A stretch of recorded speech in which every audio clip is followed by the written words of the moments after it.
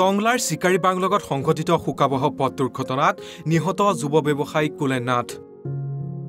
ৰজাগড় নিবাসী কুলেন নাথে টংলাৰ পৰা বাইকেৰে ঘৰলৈ আহি থকাৰ সময়ত টংলা ডিমাকুচি পথৰ চিকাৰীবাং লগত দুৰ্ঘটনাৰ সন্মুখীন হয়। ফলত থিতাতে মৃত্যু হয় ব্যৱসায়ীজনৰ।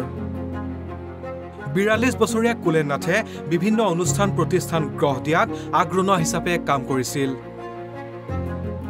মৃত নাথে যোগী সন্মিলনী, শ্ৰীমন্ত শংকৰদেৱ সংঘ, নালাপাৰা যুৱক সংঘ, জাগৃতি সংঘ, ডিমাকুচি ই-মিডিয়া ফৰ্মাৰ বিভিন্ন দায়িত্বত আছিল। লগতে ভাৰতীয় জনতা পাৰ্টীৰ ননৈ চেৰফাং মণ্ডলৰ এগৰাকী নিষ্ঠাবান কৰ্মী হিচাপেও দায়িত্ব পালন কৰি আছিল মৃত কুলেন নাথে। যুৱ সমাজকৰ্মীজনৰ মৃত্যুৰ বাতৰি বিয়পি পৰাৰ লগে লগে অগণন গুণমুগ্ধই বাসগৃহত ভিৰ কৰেহি। পত্নী আৰু ৫ বছৰীয়া সন্তানক ইহ সংসাৰত এৰি যোৱা কুলেন নাথৰ মৃত্যুত সমগ্ৰ অঞ্চলত শোকাকুল পৰিৱেশৰ সৃষ্টি হয়। দুখৰ বিষয়, আমাৰ ৰজাগড় অঞ্চলৰ এগৰাকী উদ্যমী যুৱ সমাজকৰ্মী কুলেন নাথ ডাঙৰীয়া যোৱাকালি গধূলি হঠাতে পথ দুৰ্ঘটনাত পতিত হৈ তেখেতে ইহলীলা সম্বৰণ কৰিবলগীয়া হ'ল, যাৰ ফলস্বৰূপে ৰজাগড় অঞ্চলত এতিয়া সাংঘাতিক ধৰণে শোকৰ ছাঁ পৰিছে। শুক্লাই, ডিমাকুচি, আটাৰীঘাটকে ধৰি নালাপাৰা অঞ্চলত তেখেতে বিগত সময়ত যথেষ্ট সমাজৰ কাম তেখেতে কৰি গৈছিল।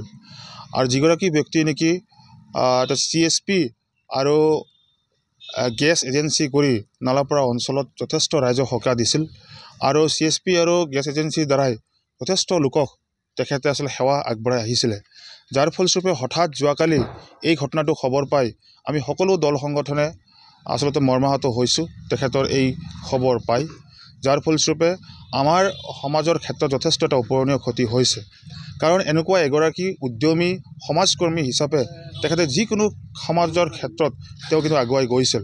কোনো এটা সমাজৰ কাম দিলে তেখেতে কোনো ধৰণৰ কুণ্ঠাবোধ কৰা নাছিল, সাহসিকতাৰে তেওঁ কিন্তু আগুৱাই গৈ আছিল, যাৰ ফলস্বৰূপে আমাক সকলোকে কিন্তু কন্দুৱাই থৈ গ'ল। গতিকে আমাৰ সমাজৰ কাৰণে এটা অপূৰণীয় ক্ষতি হৈছে। কুলেন নাথ ডাঙৰীয়াৰ দৰে এগৰাকী ব্যক্তি আমি যে হেৰুৱালোঁ আৰু পৰৱৰ্তী সময়ত যে পাম নাপাম সেইটো আচলতে বৰ চিন্তনীয় বিষয় হৈছে।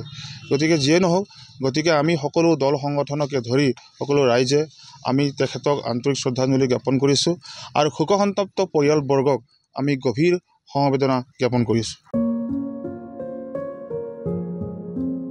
ভেৰগাঁৱৰ পৰা পল্লৱ দাসৰ report, Assam live 24 NB news.